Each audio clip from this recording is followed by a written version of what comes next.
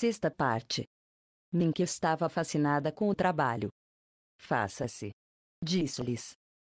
Ninjishida fez os ajustes das fórmulas Me, com a mescla se fertilizou um óvulo. Enki o inseriu na matriz de sua esposa, fê-lo com muito cuidado. Houve concepção. No tempo previsto, Ninki ficou de parto. Não houve nascimento. Ninki contou os meses, Ninma contou os meses. O 10º mês, um mês de maus fados, começaram a chamar. Ninma, a dama cuja mão tinha aberto matrizes, fez uma incisão com um cortador. Levava a cabeça coberta, levava amparos nas mãos. Fez a abertura com destreza, o rosto se iluminou de repente. O que havia na matriz, da matriz saiu uma fêmea. Deste a luz a uma fêmea. Disse-lhe com regozijo a Ninki.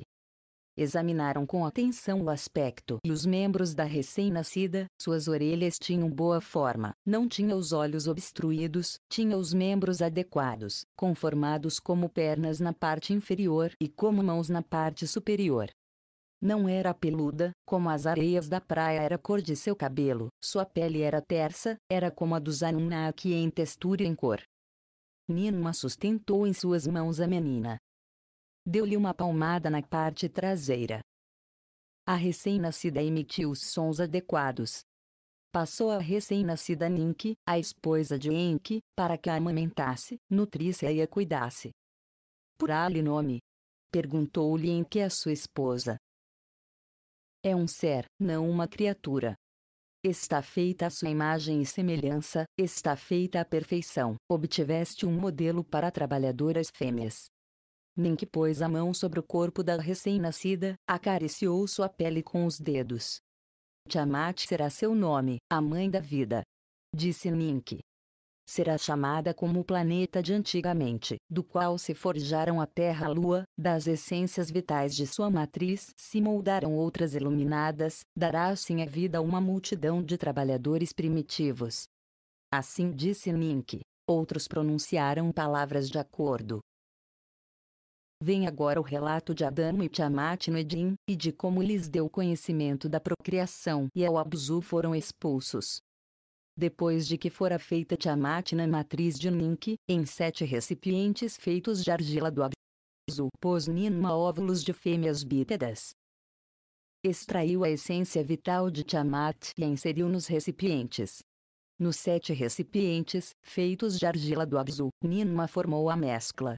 Pronunciou encantamentos, como requeria o procedimento. Nas matrizes das heroínas iluminadas se inseriram os ovaloides fertilizados. Houve concepção, no tempo previsto houve iluminações, no tempo previsto, nasceram 7 fêmeas terrestres. Seus rasgos eram os adequados, emitiam bons sons. Assim se criaram as 7 homólogas femininas dos trabalhadores primitivos. Os 4 líderes criaram 7 varões e 7 fêmeas. Depois de serem assim criados os terrestres, inseminem os varões as fêmeas, que os trabalhadores primitivos tenham descendência por si mesmos. Assim disse Enki a outros. Depois do tempo previsto, os descendentes terão outros descendentes, abundante será o número de trabalhadores primitivos, eles levarão os trabalhos duros dos Anunnaki. Enki Ninki, Ninma e Ninjishida estavam contentes, beberam do elixir do fruto. Fizeram-se jaulas para os 7 e 7 puseram-nas entre as árvores, que cresçam juntos, alcancem a virilidade e a feminilidade, inseminem os varões as fêmeas, tenham descendência por si mesmos. Assim se diziam uns aos outros. Quanto ao Adamo e a Tiamat, lhes protegerá dos duros trabalhos das escavações, lhes levemos ao Edim, para mostrar ali nossa obra aos Anunnaki. Assim disse Enki a outros. Com isto coincidiram outros. Ao Eridu, a cidade do Enki no Edim, foram levados Adamo e Tiamat, lhes construiu uma morada em um recinto, para que pudessem vagar por ali. Os Anunnaki do Edim vieram a vê-los, vieram do lugar de aterrissagem. Enlil veio a vê-los, seu desgosto diminuiu ante sua visão. Ninurta veio a vê-los, Ninlil também. Da estação de passagem no Lamo, Marduk, o filho do Enki, também baixou a ver. Era uma visão da mais surpreendente, uma maravilha das maravilhas. Suas mãos o têm feito, disseram os Anunnaki aos ferreiros. Os Igigi, que foram e vinham entre a terra e Lamo, estavam todos espectadores também. Fazendo-se trabalhadores primitivos, nossos dias de esforços chegarão a um fim. Assim diziam todos. No Abzu, os recém-nascidos cresceram, os Anunnaki esperavam ansiosamente sua maturação. Em que era o supervisor, Ninma e Ningishzida também chegaram. Nas escavações, os Anunnaki se queixavam, cedendo o passado à paciência e à impaciência. Em que perguntava frequentemente ao Inluji, o supervisor. Este lhe transmitia os protestos, pedindo trabalhadores primitivos. À volta da Terra cresceram em número, atrasava-se a maturidade dos terrestres. Observou-se que entre as fêmeas não havia concepção, não havia nascimentos. Ningishzida se fez um assento de erva junto às jaulas de entre as árvores. Esteve observando aos terrestres dia e noite para determinar suas ações. Na verdade, viu-os emparelhar-se, os varões inseminavam as fêmeas. Mas não havia concepção, não havia nascimentos. Em que ponderou o assunto em profundidade, refletiu sobre as criaturas combinadas. Nenhuma delas teve descendência. Ao combinar duas espécies, criou-se uma maldição. Disse Enki aos demais. Examinemos de novo as essências de Adamo e Tiamat. Disse Ningishzida. Estudemos pouco a pouco seus mi para averiguar o que está mal. No Shrubak, na casa da cura, contemplaram-se as essências de Adamo e Tiamat, compararam-se com as essências vitais de varões e fêmeas Anunnaki. Ningishzida separou as essências como duas serpentes entrelaçadas, as essências estavam dispostas como 22 ramos em uma árvore da vida, suas porções eram comparáveis, determinavam adequadamente as imagens e semelhanças. 22 eram em número, não incluíam a capacidade de procriar. Ningishzida mostrou aos outras duas porções da essência presentes nos Anunnaki. Uma masculina, outra feminina. Sem elas, não havia procriação. Assim os explicava ele a eles. Nos moldes de Adamo e Tiamat, na combinação não se incluíram. Ninma escutou isto e ficou muito preocupada, em que se viu cheio de frustração. O clamor no Abzu é grande, está se preparando de novo o motim. Assim disse-lhes Enki. Terá que procurar trabalhadores primitivos, para que não se deixe de extrair ouro. Ningishzida, perito nestes assuntos, propôs uma solução. A seus maiores, Enki e Ninma, disse-lhes em um sussurro na casa da cura. Entre todos, fizeram sair as heroínas que ajudavam a Ninma, fecharam as portas atrás deles, e ficaram os três a sós com os dois terrestres. Ningishzida fez descer um profundo sonho sobre os outros quatro, aos quatro os fez insensíveis. Da costela de Enki extraiu a essência vital, na costela de Adamo inseriu a essência vital de Enki. Da costela de Ninma extraiu a essência vital, na costela de Tiamat inseriu a essência vital. Ali onde se fizeram as incisões, Ningishzida fechou a carne depois. Logo, Ningishzida despertou os quatro. Já parece. Declarou com orgulho.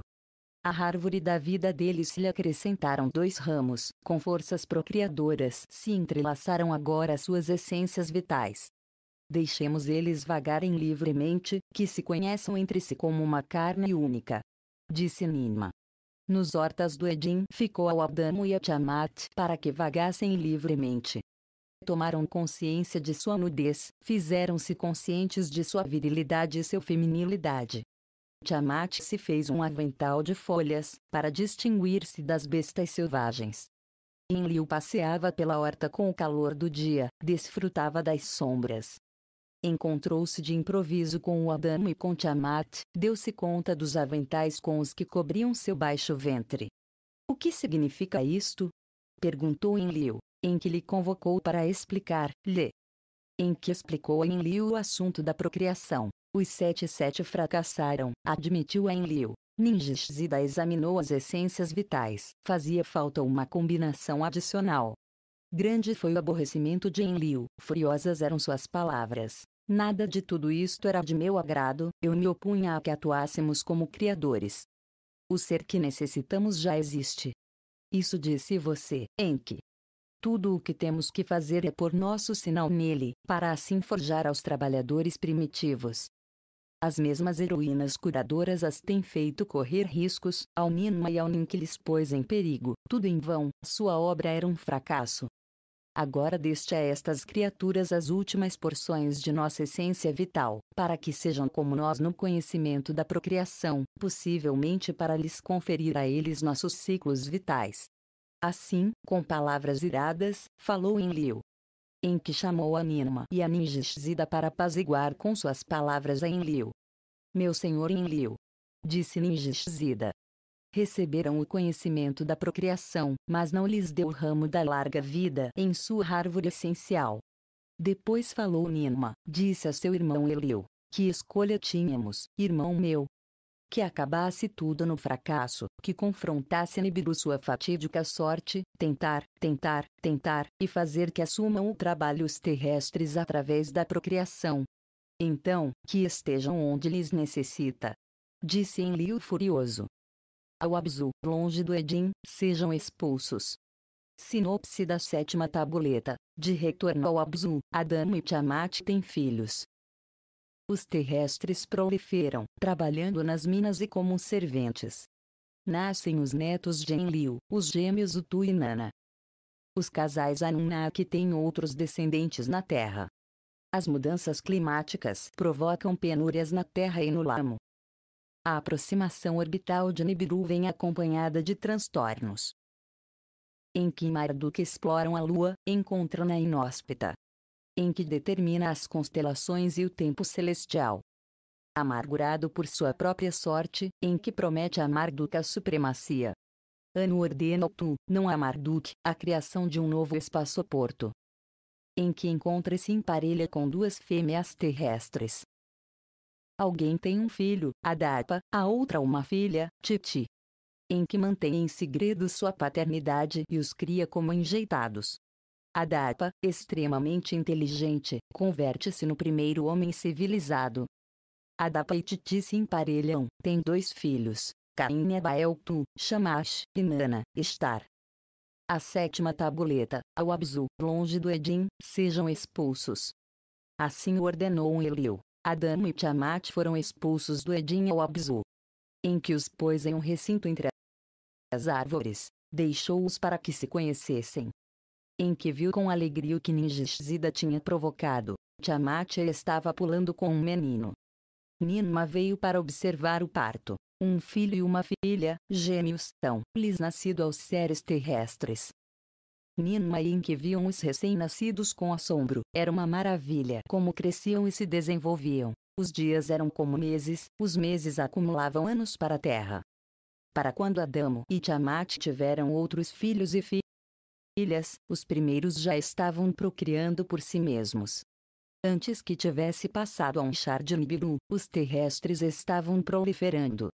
Aos trabalhadores primitivos lhes tinha dotado de entendimento, entendiam os mandatos, estavam desejando estar com os Anunnaki, trabalhavam duro e bem com suas rações de comida, não se queixavam do calor nem do pó, não resmungavam dizendo estar desancados. Os Anunnaki do Abzu se viram liberados das penúrias do trabalho.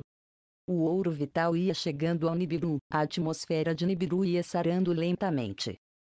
A missão Terra prosseguia para a satisfação de todos. Entre os Anunnaki, aqueles que do céu à Terra vieram, também havia esponsais e procriação. Os filhos de Enlil e Enki, de entre irmãs e meio-irmãs, de entre heroínas curadoras tomaram forma. A eles, nasceram-lhes filhos e filhas na Terra. Embora estivessem dotados com os ciclos vitais de Nibiru, viram-se acelerados pelos ciclos da Terra. O que ainda estaria em fraldas no Nibiru, na Terra se converteu em menino, que havia começado a engatinhar estando no Nibiru, nascendo na Terra já estava correndo por aí. Muita alegria houve quando lhes nasceram gêmeos Anunar e Ningal, uma filha e um filho tiveram. Ningal os chamou Inanna e Utu. Com eles, se fazia presente a terceira geração dos Anunnaki na Terra. Se os atribuíram trabalhos aos descendentes dos líderes. Repartiram-se algumas tarefas de antigamente, entre os descendentes se faziam mais fáceis. As tarefas de antigamente lhes acrescentavam novas tarefas. Sobre a terra o calor era crescente, a vegetação florescia, criaturas selvagens percorriam a terra. As chuvas eram mais fortes, os rios emanavam, terei que reparar as moradas. Sobre a terra cada vez fazia mais calor, as zonas de branca neve se fundiam em água, os oceanos não continham as barreiras dos mares. Das profundidades da terra, os vulcões arrojavam fogo e enxofre. No mundo inferior, o lugar de cor branca de neve, a terra grumia. Na ponta do abzu, em que estabeleceu um lugar de observação, confiou o mando a seu filho Nergal e a sua esposa Ereshkigal. Algo desconhecido, algo insólito, está se forjando ali abaixo. Disse Nergal a seu pai, Enki. No Nibruki, o lugar do enlace céu-terra, Enlil observava as voltas celestes, comparava os movimentos celestes com os das tabuletas dos destinos. Há alvoroço nos céus. Disse-lhe Enlil a seu irmão Enki. Do planeta Lamo, o lugar da estação de passagem, Marduk se queixava a Enki, seu pai. Fortes ventos estão perturbando, estão levantando irritantes tormentas de pó. Estas palavras lhe transmitiu Marduk a seu pai, Enki. No bracelete esculpido está havendo transtornos. Sobre a terra, cai enxofre do céu.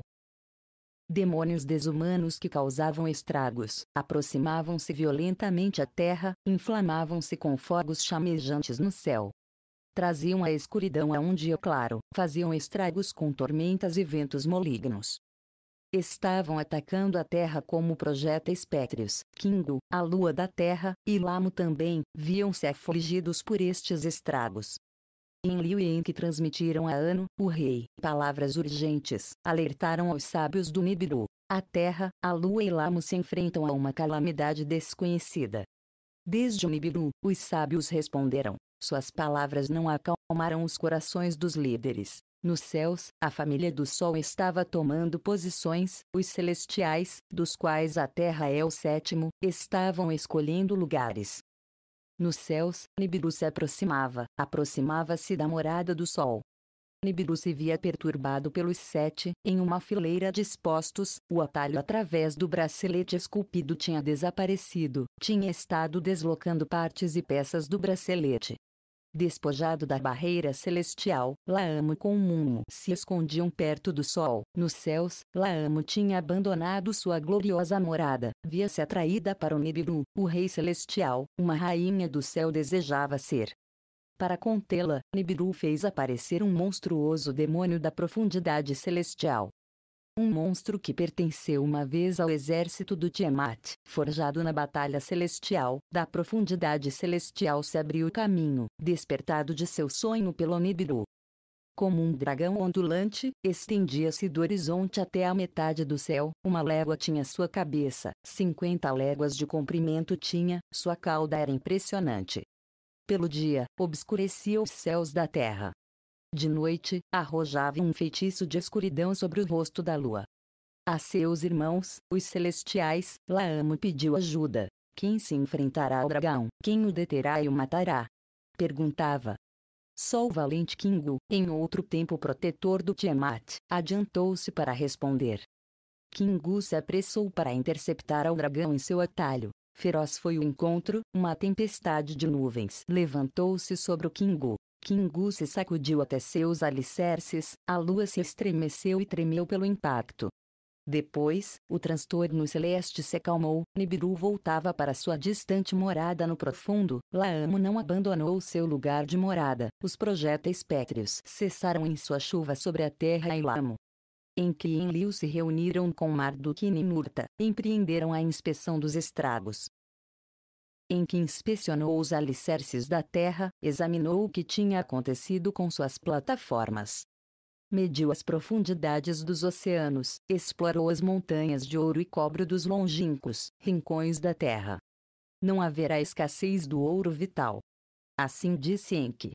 No Edim, Ninurta foi o inspetor, onde as montanhas tremeram e os vales se estremeceram. Em sua nave celeste, elevou-se e viajou. A plataforma de aterrissagem estava intacta. Nos vales do norte, a terra derramava líquidos ígneos.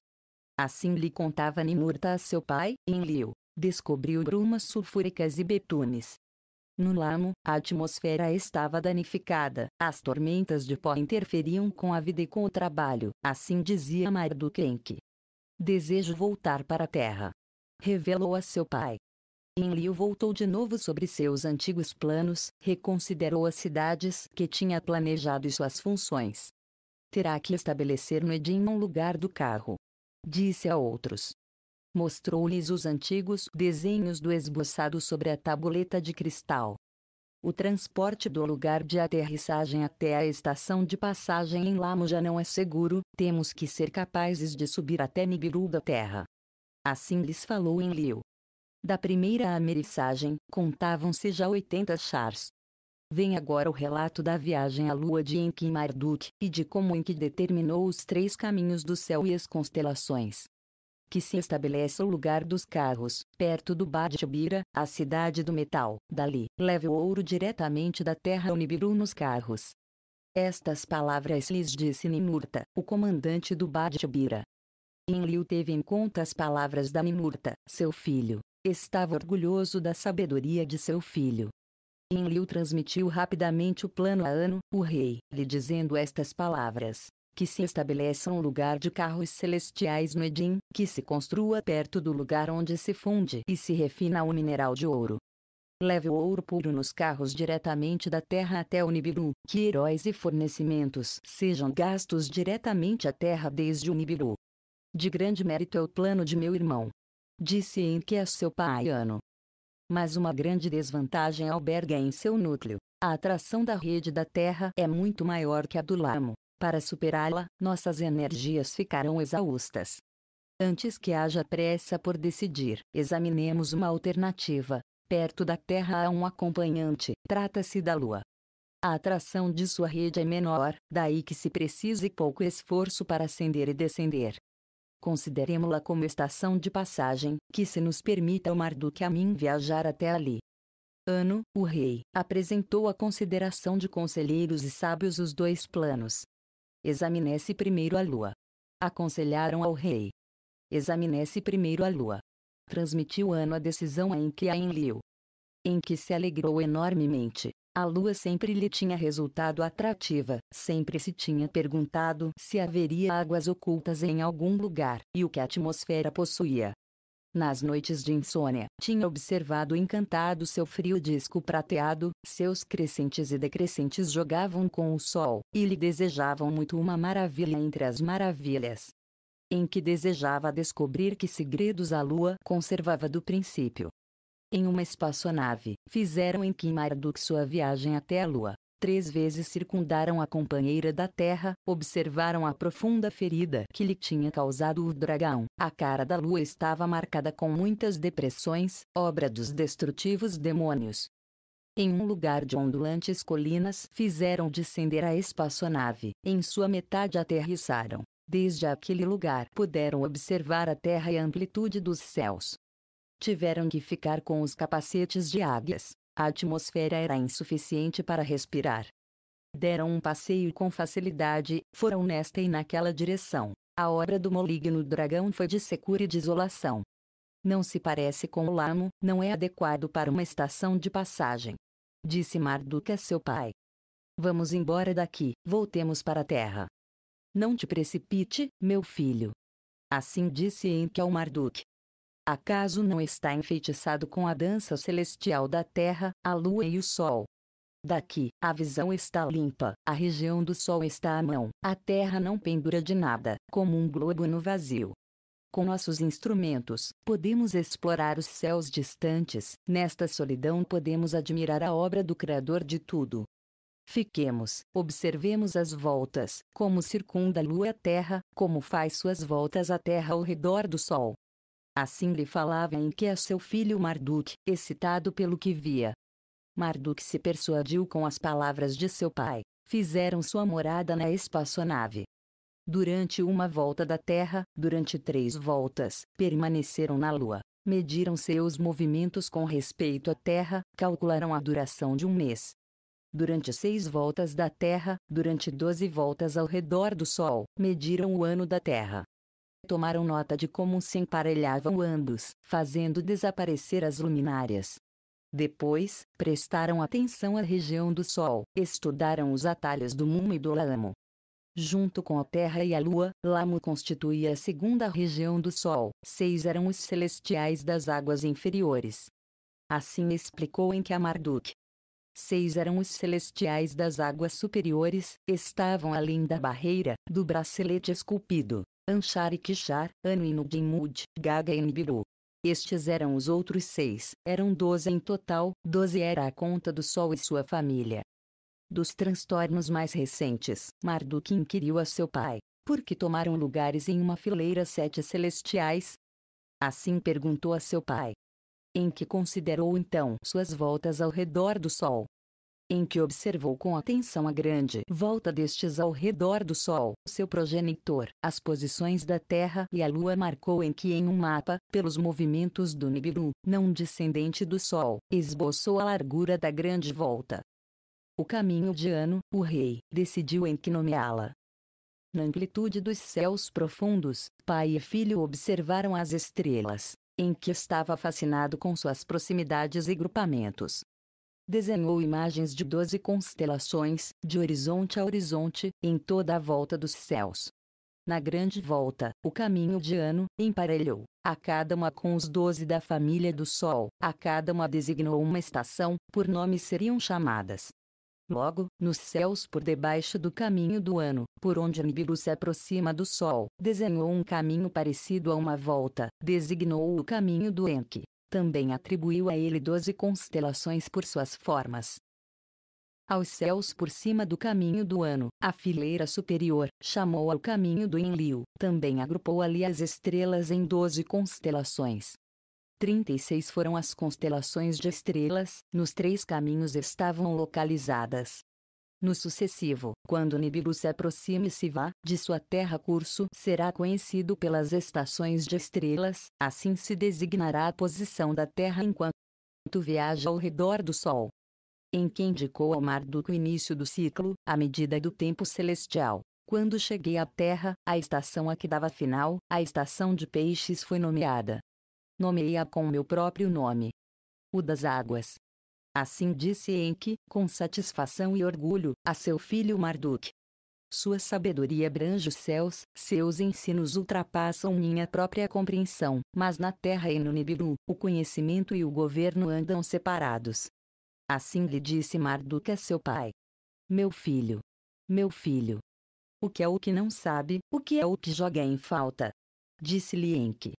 Os segredos dos céus, os segredos da terra compartilhei contigo. Pai, meu pai.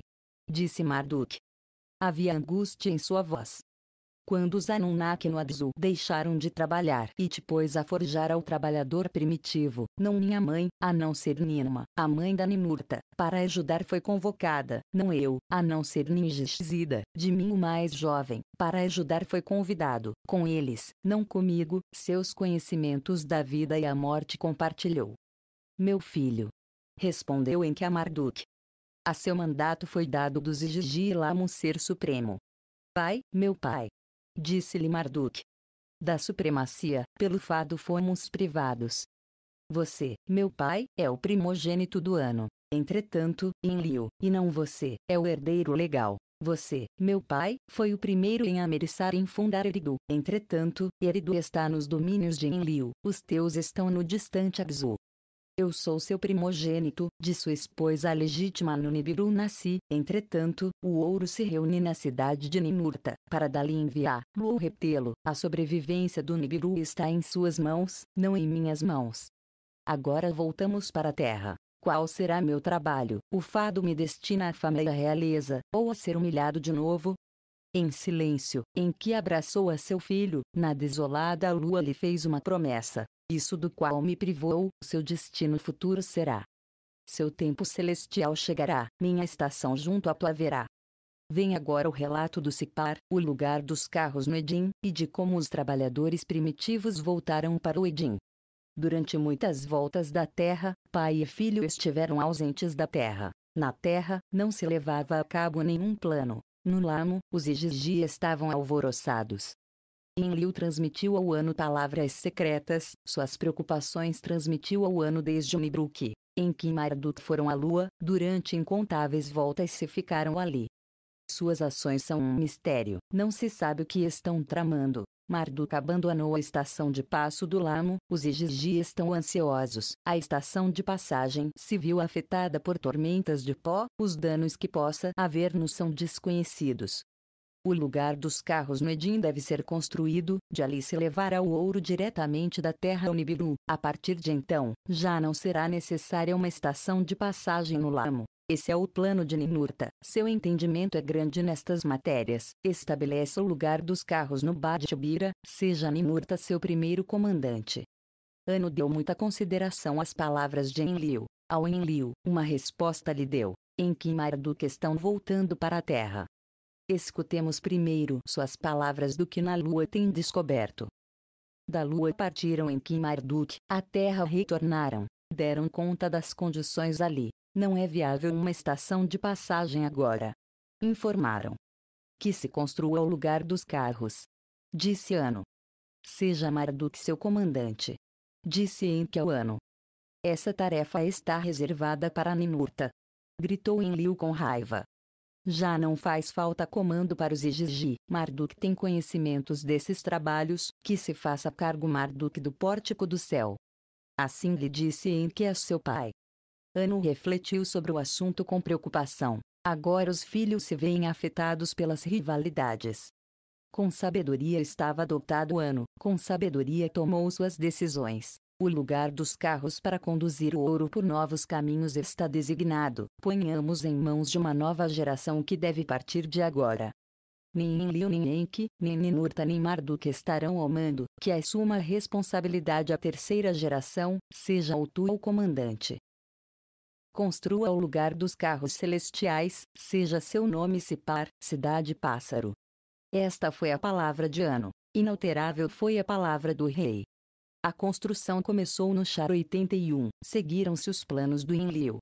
Nibiru que estava no centro, Enlil designou como umbigo da terra, por sua localização e por distâncias, as cidades de antigamente se situaram como em círculos, dispuseram-se como uma flecha, desde o mar inferior para as montanhas. Ele riscou uma linha sobre os picos gêmeos da rata, até os céus em norte, onde a flecha intercepta a linha da rata, marcou o lugar do Sipar, o lugar dos carros da terra. A ele levava diretamente a flecha, desde o Nibiru que estava exatamente se localizado por um círculo igual. Engenhoso era o plano, todos se maravilhavam por sua precisão. No 82º Char se terminou a construção do Sipar. Lhe deu o mando ao herói Utu, neto de Enlil. Forjou-se para ele um capacete de águia, decorou-se com asas de águia. Anu chegou no primeiro carro que, desde o Nibiru, veio diretamente até o Sipar. Desejava ver por si mesmo as instalações, queria maravilhar-se com o que se conseguiu. Para a ocasião, os Igigi, comandados por Marduk, desceram do Lamo à terra, do lugar de aterrissagem e do Abzu vieram os Anunnaki. Houve palmadas nas costas e aclamações, festa e celebração. Inanna, neta de Enlil, obsequiou o Anu com cantos e danças. Antes de partir, Anu convocou aos heróis e as heroínas. Uma nova era começou. Assim lhes disse. Com o fornecimento direto da salvação dourada, o fim do duro trabalho está próximo. No momento haja suficiente ouro de amparo amontoado e armazenado no Nibiru, poderá reduzir o trabalho na terra, heróis e heroínas voltarão para o Nibiru. Isto prometeu Anu, o rei, aos ali reunidos, transmitiu-lhes uma grande esperança, uns quantos chars mais de duro trabalho, e voltarão para casa. Anu subiu de volta ao Nibiru com muita pompa. Ouro puro levava com ele. Utu levou a cabo sua nova tarefa com carinho. Ninurta conservou o mando em Badtibira. Marduk não voltou para o Lamo, tampouco foi ao Abzu com seu pai. Desejava vagar por todas as terras, percorrer a terra em sua nave celeste, dos Igigi, alguns no Lamo, outros na terra, fez-se ao Tu comandante. Depois da volta de Anu ao Nibiru, os líderes na Terra tinham grandes expectativas. Esperavam que os Anunnaki trabalhassem com renovado vigor. Amassar rapidamente o ouro, para voltar para casa quanto antes. Mas isso, pai, não foi o que aconteceu. No Abzu, as expectativas dos Anunnaki não eram as de continuar com o duro trabalho, a não ser as de liberar-se dele, agora que os terrestres estão proliferando, que eles se encarreguem do trabalho. Assim diziam os Anunnaki no Abzu. No Edin, os trabalhos eram maiores, faziam falta mais moradas, mais provisões. Os heróis do Edin exigiram trabalhadores primitivos, até então confinados no Abzu. Durante 40 chars, só se proporcionou alívio no trabalho no Abzu. Gritavam os heróis no Edin, nosso trabalho se incrementou além de toda a resistência, tenhamos também trabalhadores. Enquanto Enki e Enlil debatiam o assunto, Ninurta tomou a decisão em suas mãos. Dirigiu uma expedição até o Abzu com 50 heróis, foram providos com armas.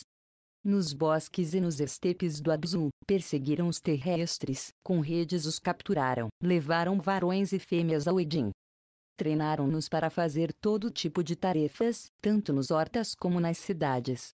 Enki se zangou com o acontecido, também se enfureceu Enlil. Revogaste minha decisão de expulsar ao Adamo e a Tiamat. Assim disse Enlil a Ninurta. Para que não se repetisse no Edin o motim que houve uma vez no Abzu. Assim disse Ninurta ao Enlil.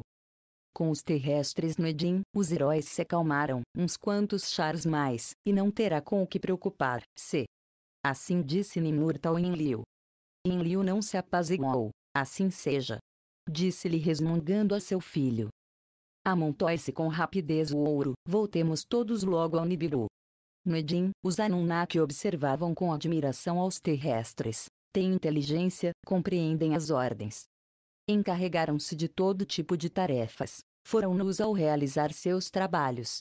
Entre eles, varões e fêmeas se emparelhavam constantemente, proliferando-se com rapidez. Em um char, às vezes 4, às vezes mais, tinham lugar suas gerações. Enquanto os terrestres crescessem em número, teriam trabalhadores os Anunnaki. Os Anunnaki não se saciavam com os mantimentos. Nas cidades e nas hortas, nos vales e nas colinas, os terrestres estavam procurando comida constantemente. Naqueles dias, ainda não existiam os cereais, não havia ovelhas, ainda não se tinha criado o cordeiro. A respeito de tudo isto, Enlil disse palavras iradas a Enki. Com seus atos geraste confusão, assim procura você a salvação. Vem agora o relato de como foi o homem civilizado, de como se criou, mediante um segredo de Enki, a data e Altiti no Edin. Com a proliferação dos terrestres, Enki estava agradado, Enki estava preocupado. O grupo dos Anunnaki se acomodou em grande medida, seu descontentamento tinha decrescido. Com a proliferação, os Anunnaki fugiam do trabalho, os trabalhadores estavam se convertendo em servos. Durante 7 chars, o grupo dos Anunnaki se acomodou muito, seu descontentamento diminuiu. Com a proliferação dos terrestres, o que crescia por si só era insuficiente para todos. Em 3 chars mais houve escassez de pescado e de caça, nem Anunnaki nem terrestres ficavam saciados com o que por si mesmo cresce. Em seu coração, Enki estava planejando uma nova empresa. Concebia a criação de uma humanidade civilizada. Cereais que sejam semeados por eles para serem cultivados, ovelhas para que as apacentem. Em seu coração, Enki estava planejando uma nova empresa. Refletia sobre como consegui-lo. Observou para estes planos aos trabalhadores primitivos do Abzu, refletiu sobre os terrestres no Edin, nas cidades e nos hortas. O que lhes poderia adequar para os trabalhos? O que terá que não se haja combinado na essência vital? Observou os descendentes dos terrestres, constatou algo alarmante. Com a repetição das cópulas, se estavam degradando para seus antepassados selvagens. Enki esteve olhando pelas zonas pantanosas, navegou pelos rios e observou. Com ele, só ia Izimud, seu vizir, que guardava os segredos. Viu que na borda do rio se banhavam e pulavam uns terrestres. Entre eles, havia 2 fêmeas de selvagem beleza, firmes eram seus seios. Contemplando elas, o falo do Enki se umedeceu, tinha um ardente desejo. Dou um beijo nas jovens. Perguntou Enki a seu vizir Izimud. Levarei a embarcação até ali, beija as jovens. Disse-lhe Izimud ao Enki. Izimud dirigiu a barco até ali, Enki saltou do barco para a terra firme. Enki chamou uma jovem, lhe ofereceu uma fruta. Em que se inclinou para ela, abraçou-a, nos lábios a beijou. Doces eram seus lábios, firmes de maturidade eram seus seios. Em sua matriz derramou seu sêmen, no emparelhamento a conheceu. Ela guardou em seu ventre o sagrado sêmen, ficou fecundada com o sêmen do Senhor Enki. Enki chamou a segunda jovem, lhe ofereceu bagos do campo. Enki se inclinou para ela, abraçou-a, nos lábios a beijou. Doces eram seus lábios, firmes de maturidade eram seus seios. Em sua matriz derramou seu sêmen, no emparelhamento a conheceu. Ela guardou em seu ventre o sagrado sêmen, ficou fecundada com o sêmen do Senhor Enki. Fica com as jovens, para ver se ficaram grávidas. Assim lhe disse Enki a seu vizir Izimud. Izimud se sentou junto às jovens. Por volta da quarta conta apareceram as barrigas. Para a 10ª conta, a 9ª se completou. A primeira jovem ficou de cócoras e deu à luz, dela nasceu um menino. A segunda jovem ficou de cócoras e deu à luz, dela nasceu uma menina. Ao amanhecer e ao crepúsculo, o qual delimita um dia, no mesmo dia deram à luz as duas, como as cheias de graça, amanhecer e crepúsculo, a partir de então lhes conheceu nas lendas. No 93º Char, engendrados por Enki, nasceram os dois no Edim. Izimud levou rapidamente a Enki notícia das iluminações. Enki estava em êxtase com as iluminações. Quem tinha ouvido falar de algo assim? Conseguiu-se a concepção entre o Anunnaki terrestres, trouxe o ser ao homem civilizado. Enki deu instruções a seu vizir, Izimud: minha ação deve permanecer em segredo. Que os recém-nascidos sejam amamentados por suas mães. Depois disso trará-os para minha casa. Entre as âneas, em cestas de junco, encontrei-os. Disse Izimud a todo o mundo. Enki tomou carinho aos enjeitados, criou-os como a seus próprios filhos. Adapa, o enjeitado, chamou o menino. Titi, uma convida, chamou a menina. A diferença do resto de meninos terrestres, o casal era de crescimento mais lento que os terrestres, muito mais rápidos de compreensão. Estavam dotados de inteligência, eram capazes de falar com palavras. Formosa e agradável era a menina, muito boa com as mãos. Ninki, a esposa de Enki, tomou carinho a Titi, ensinou-lhe todo tipo de ofício. Adapa, foi o mesmo Enki quem lhe ensinou, instruiu-lhe em como fazer notas.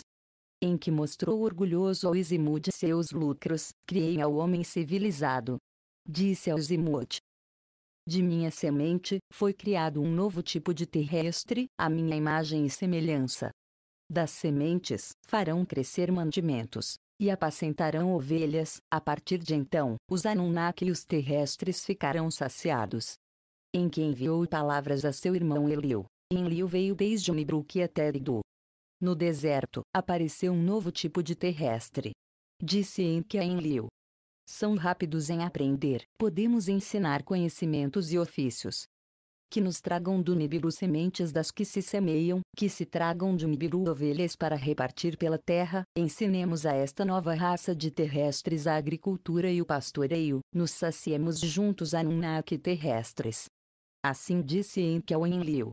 Certamente, são similares aos Anunnaki em muitos aspectos. Disse Enlil a seu irmão. É uma maravilha de maravilhas que tenham aparecido por si mesmos no deserto. Chamaram Izimud. Entre as âneas, em cestas de juncos, encontrei-os. Disse. Enlil ponderou o assunto com gravidade, sacudia a cabeça com assombro. Certamente, é uma maravilha das maravilhas, que tenha surgido uma nova raça de terrestres, que a mesma terra tenha feito um homem civilizado, que lhe pode ensinar agricultura e pastoreio, ofícios e elaboração de ferramentas. Assim dizia Enlil a Enki. Enviemos palavras a Anu da nova raça. Transmitiram-se palavras da nova raça ao Anu, no Nibiru. Que nos enviem sementes que possam ser plantadas e ovelhas para o pastoreio. Isto sugeriram Enki e Enlil ao Anu. Que o homem civilizado sacie aos Anunnaki e aos terrestres. Anu escutou as palavras, ficou assombrado com elas. Que um tipo de essências vitais leve a outro não é algo inaudito. Disse-lhes em resposta, mas nunca se ouviu algo assim, que na Terra aparecesse tão rapidamente um homem civilizado a partir do Adamo. Para a semeia e o pastoreio fará falta um grande número, são capazes de proliferar os seres. Enquanto os sábios do Nibiru refletiam sobre o assunto, no Eridu ocorriam coisas importantes. Adapa conheceu a Titi no emparelhamento, ele derramou seu sêmen em sua matriz. Houve concepção, houve iluminação. Titi iluminou os gêmeos, 2 irmãos. Transmitiram-se palavras do nascimento ao ano no Nibiru. O casal é compatível para a concepção, podem proliferar. Que se repartam pela terra sementes que se possam semear e ovelhas para o pastoreio, que comece a agricultura e o gado na terra, nos saciemos todos. Assim disseram em que Enlil ao ano em Nibiru. Permaneça a Titi no Eridu, para amamentar e cuidar dos recém-nascidos, traga-se para o Nibiru a Adapa, o terrestre. Assim pronunciou sua decisão ano. Sinopse da 8ª tabuleta, a ampla compreensão da Adapa assombra os sábios no Nibiru. Por ordem do ano, levam Adapa ao Nibiru. A primeira viagem espacial de um terrestre. Em que revela o ano a verdade de sua paternidade de Adapa. Em que justifique sua ação pela necessidade de mantimentos. Se envia de volta a Adapa para que comece com a agricultura e o pastoreio. Enlil e Enki criam sementes de cultivo e linhagens de ovelhas. Ninurta ensina o cultivo a Caim. Marduk ensina ao Abael o pastoreio e a elaboração da lã. Lutando pela água, Caim golpeia e dá morte ao Abael. Caim é julgado por assassinato e sentenciado ao exílio. Adapa e Titi têm outros descendentes que se casam entre eles. Em seu leito de morte, Adapa benze a seu filho Sati como seu herdeiro. Um descendente, Enkime, é levado ao lamo por Marduk. Ninurta e seu símbolo da águia divina. A 8ª tabuleta, traga-se para o Nibiru a Adapa, o terrestre. Assim pronunciou sua decisão ano. Ao Enlil não agradava a decisão. Quem ia pensar isto, que forjado por um trabalhador primitivo, o ser se faria como nós, dotado de conhecimento, que entre o céu e a terra viajaria. No Nibiru, beberá das águas da larga vida, comerá o alimento da larga vida, como um de nós, os Anunnaki, o da terra se converterá. Assim dizia Enlil ao Enki a outros líderes. Enki tampouco estava agradado com a decisão do ano. Depois de que falasse ano, seu rosto ficou sombrio. Depois de que falasse Enlil, Enki se mostrou de acordo com seu irmão Elil. É certo, quem o ia pensar? Assim disse Enki a outros. Os irmãos se sentaram e refletiram. Ninma também se sentou com eles para deliberar. O mandato de ano não se pode evitar. Disse-lhes ela. Que nossos jovens acompanhem a Adapa ao Nibiru, seu medo a diminuir, explique ao ano. Assim disse Enki a outros. Que Ningishzida e Dumuzi sejam seus acompanhantes, que, de passagem, vejam com seus próprios olhos Nibiru pela primeira vez.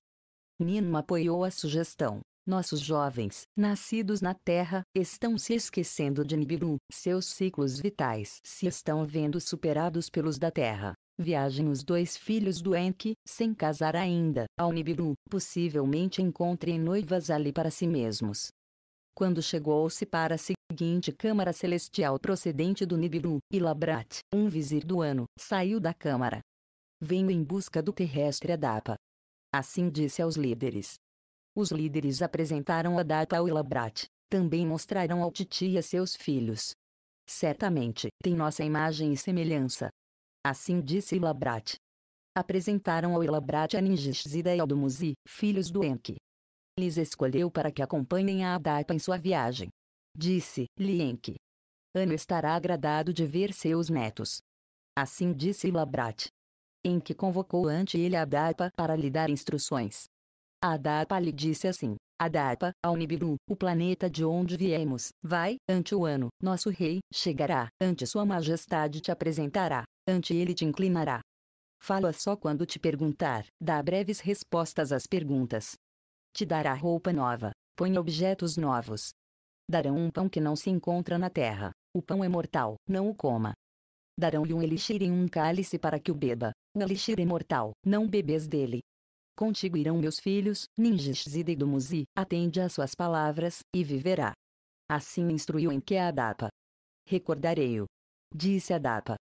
Enki convocou a Ningishzida e ao Dumuzi e lhes deu uma bênção e conselho.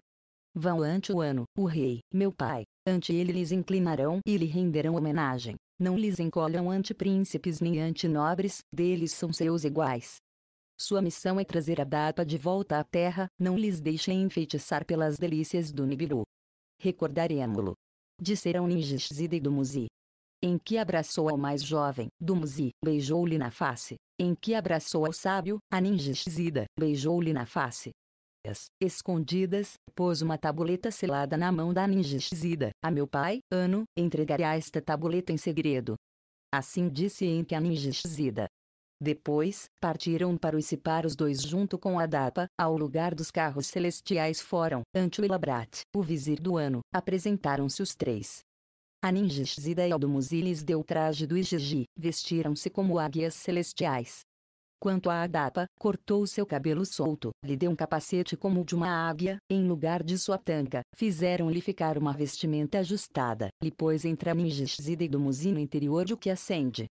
Quando se deu o sinal, o carro celestial rugiu e se estremeceu. Adapa se encolheu de medo e gritou: a águia sem asas se está elevando. Ninjishzida e Dumuzi lhe puseram os braços nos ombros, com palavras tranquilas o acalmaram. Quando se elevaram no alto uma légua, jogaram uma olhada sobre a terra. Viram suas terras, separadas em partes por mares e oceanos. Quando estiveram a 2 léguas de altura, o oceano se tinha feito pequeno como uma banheira, a terra era do tamanho de uma cesta. Quando estiveram a 3 léguas de altura, novamente jogaram uma olhada ao lugar de que tinham partido. A terra era agora uma bola pequena, tragada por muita escuridão na vastidão. De novo, Adapa se agitou, encolheu-se e gritou: me levem de volta. Gritou. Ninjishzida pôs a mão na nuca da Adapa. Em um instante, Adapa se tranquilizou. Quando aterrissaram no Nibiru, havia muita curiosidade por ver os filhos do Enki, nascidos na Terra, mas inclusive mais por encontrarem com um terrestre. Chegou ao Nibiru um ser de outro mundo. Assim diziam as massas. Foram levados com Ilabrat ao palácio, para serem lavados e perfumados com ungüentos. Lhes deram vestimentas frescas e adequadas. Tendo em conta as palavras do Enki, Adapa ficou com as novas roupas. No palácio, nobres e heróis formavam grupos. No salão do trono, reuniam-se os príncipes e os conselheiros. Ilabrat lhes levou até o salão do trono, Adapa atrás dele, logo, os 2 filhos do Enki. No salão do trono, ante o Ano, o rei, inclinaram-se. Ano se adiantou desde seu trono. Meus netos! Meus netos! Exclamava. Abraçou ao Dumuzi, abraçou ao Ninjishzida, com lágrimas nos olhos os abraçou, beijou-os. Ofereceu ao Dumuzi que se sentasse à sua direita, Ninjishzida se sentou à sua esquerda. Depois, Ilabrat apresentou o Ano a Adapa, o terrestre. Entende o que falamos? Perguntou-lhe o rei a Ilabrat. É óbvio, ensinou-lhe o Sr. Enki. Respondeu Ilabrat. Vem aqui. Disse Ano a Adapa. Como lhe chamas e qual é sua ocupação? Adapa se adiantou, de novo se inclinou. Meu nome é Adapa, servo do Sr. Enki. Assim falou Adapa, suas palavras causaram grande assombro. Maravilha das maravilhas conseguida na terra. Declarou Ano. Maravilha das maravilhas conseguida na terra.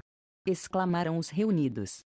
Que se celebre, damos as boas-vindas a nossos convidados. Disse Ano. Ano levou a todos os que se haviam reunido até o salão de banquetes, indicando alegremente para as mesas. Nas mesas ofereceram a Adapa pão do Nibiru. Adapa não comeu. Nas mesas ofereceram a Adapa elixir do Nibiru. Adapa não bebeu. Ano, o rei, ficou confuso com isto, estava ofendido, porque enviou Enki ao Nibiru a este mal educado terrestre, para lhe revelar os caminhos celestes. Venha, Adapa. Disse Ano a Adapa. Por que não come nem bebê, porque rechaça nossa hospitalidade? Meu professor, o Sr. Enki, ordenou-me, não coma pão, não beba elixir. Assim respondeu Adapa ao rei Ano. Que estranho é isto! Disse Ano. Para que lhe ia proibir Enki de nossa comida e nosso elixir um terrestre?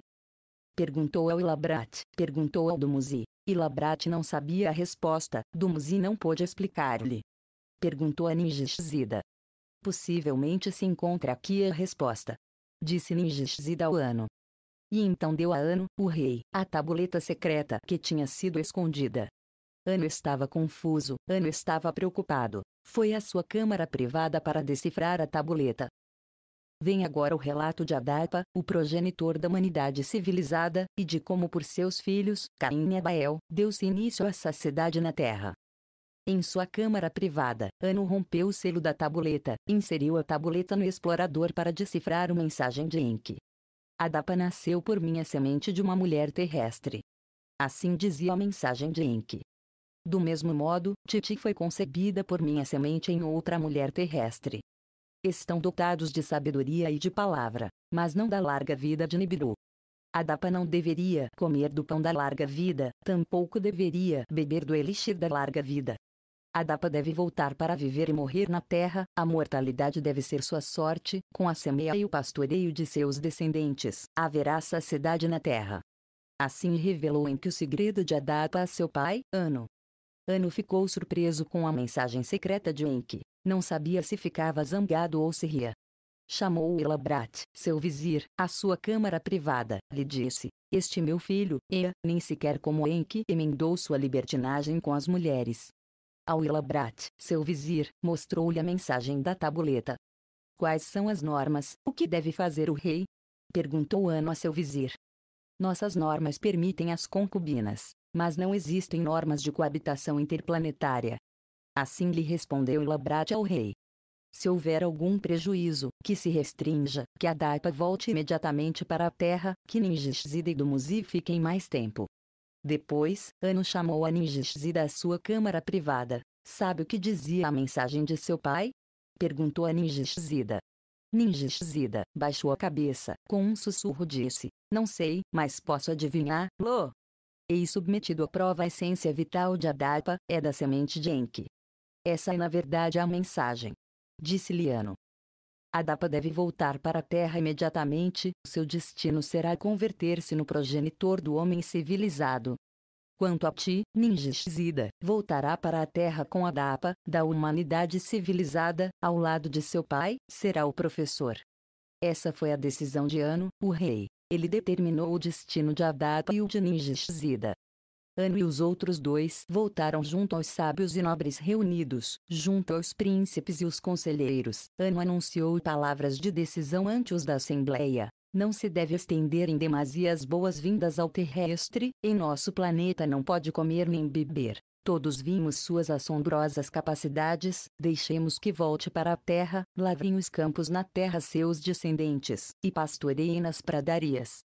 Para cuidar de sua segurança e evitar sua agitação, Ningishzida voltará com ele se enviarão as sementes de cereais do Nibiru, que se multiplicarão na terra.